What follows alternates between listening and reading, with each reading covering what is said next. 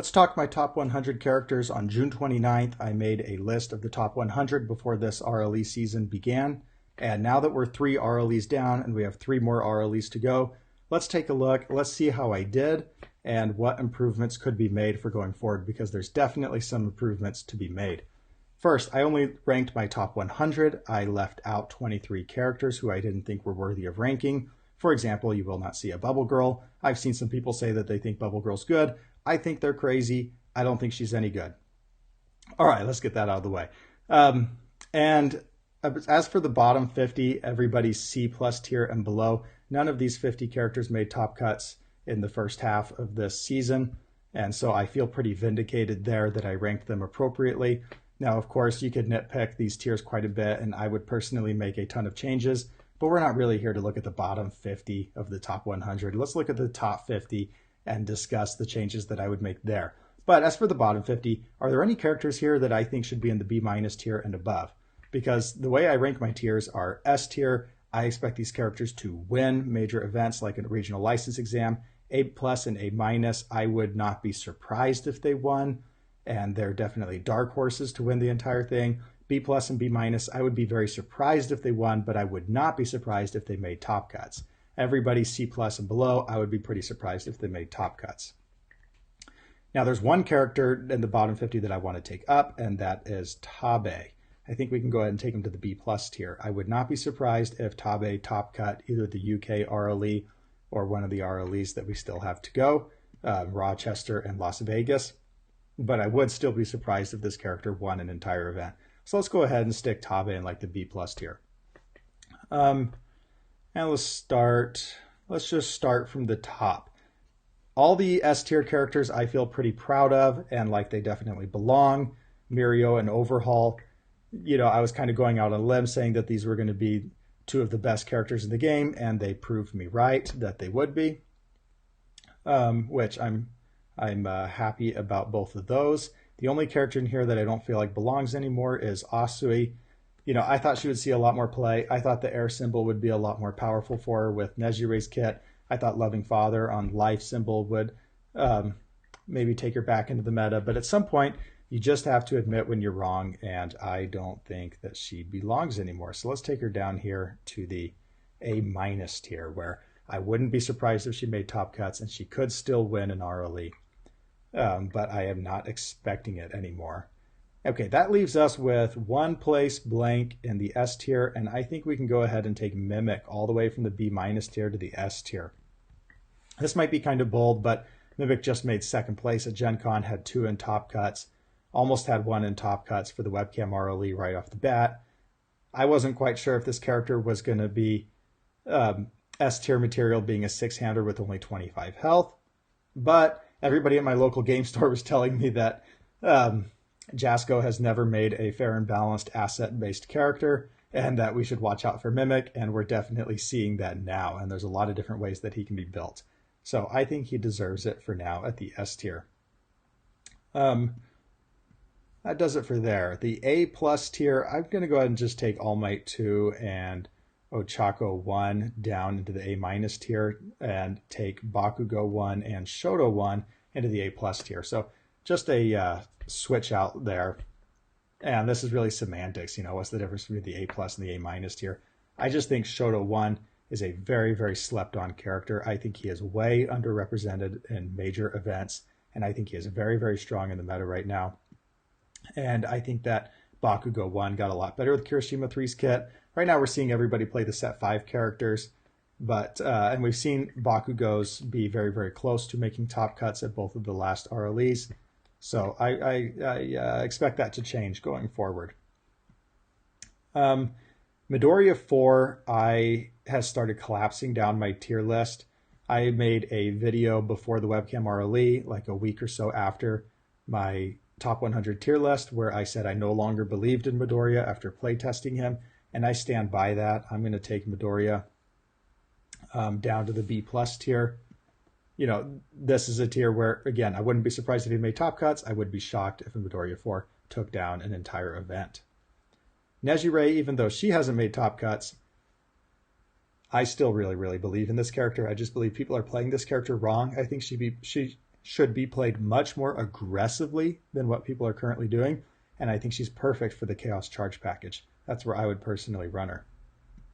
I'll put Dobby too.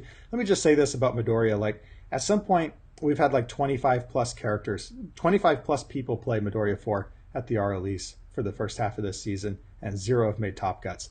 So at some point, that's just telling you something. Like, I can't imagine 25 people playing Endeavor 2 and not a single Endeavor 2 making top cuts. I think this character just hasn't made top cuts so far because there's only been like 5 people that have played him. You know, like, so at some point, if you go 0 for 25, you deserve being in the B tier. I'm going to take Dobby up here to the A+ tier. If you have watched my videos of our store championship, my brother absolutely went on a rampage at our 12-person store championship, went undefeated with Dobby 2. Very, very strong character right now. And the fire symbol got a lot better with set 5.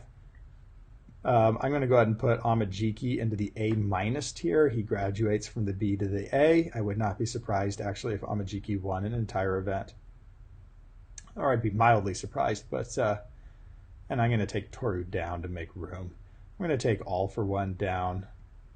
And I'm going to take Innsmouth down. Toga down. All For One and Mr. Compress always... Like, they'll just always be back of the B tier for me until Capture Evildoers gets banned or eroded or goes away somehow. You know, maybe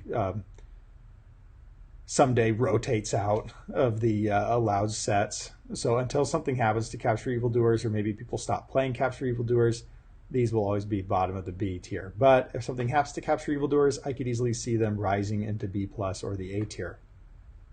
I'm going to take Kirishima 3 down to the B- tier. Still wouldn't be surprised if he made tops, but I don't think he's as strong as Tabe and Midoriya 4. Are there any other adjustments that I would make? Here, I'm going to put Asui next to Ibarra. I just feel like they should be best friends. They're kind of in a very similar situation where they both have some defense on face. They both ignore progressive difficulty to a good extent. They share symbols. They're both 7 hand size. Yeah, they're best friends right there. Those are all the changes that I would really make. All Might True Form feels perfect for the B- tier. Like, I wouldn't be surprised if that Detroit Smash somehow made it into top cuts again. I just don't think he has very many good matchups at the moment.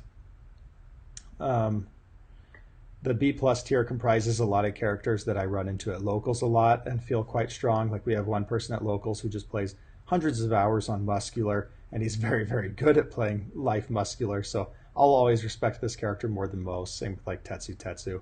Midnight and Aoyama are always very, very strong. Midnight, of course, gets to do fun things with Repeated and Rejuvenating, getting the free momentum off Rejuvenating. 4 keywords for Repeated sure feels nice.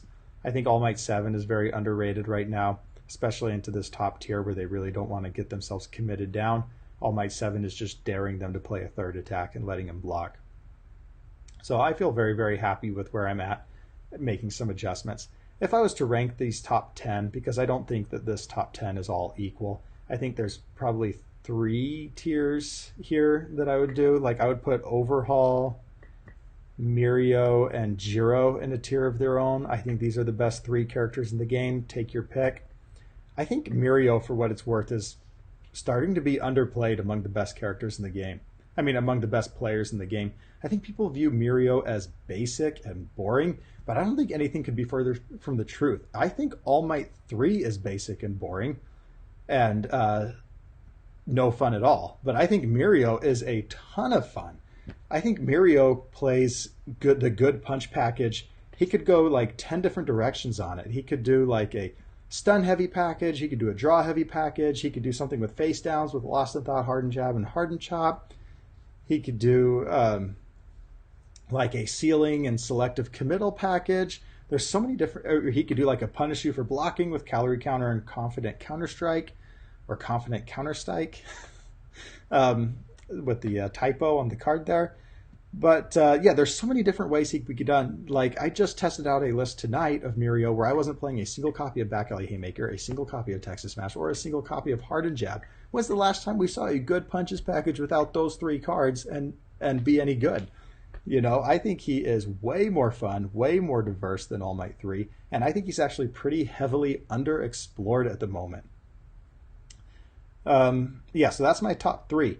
And then my next 4 in here would be, yeah, it would be these 4 actually right here. They're Eraserhead, Momo, All Might 3, and Recovery Girl.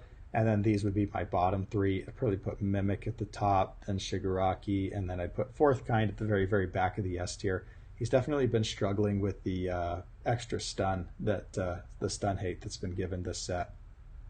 Shigaraki I just believe in. I know he hasn't made a top cuts yet, but it's coming. It's definitely coming. So this is my top 50. Let me know what you think. These are the characters that I think could realistically make a top cuts, and these are the 30 characters that I think could realistically win an entire event. Do you think I'm way overrated on anybody or way underrated on anybody? Is there anybody in this bottom 50 or maybe that I didn't even include in this whole tier list because I thought they were that bad that you think could actually make some noise? Just let me know. I love a good, healthy debate, and I love learning from listening to other people's opinions. And before I let everyone go, let me just remind you that if you have not made a Spike or Vash deck list yet, to enter my Set 5 box giveaway, that you still have time, and you can enter that deck using the Google form in the description of this video. I think it ends when I hit 100 subscribers, and I think I'm currently at 86 subscribers. So you probably have like a week or so to get me that deck, and then I will make a video where I judge everybody's lists. All right, that's going to do it for me today, guys. I will be making a video probably again tomorrow and getting into some strategy content ahead of this UK RLE.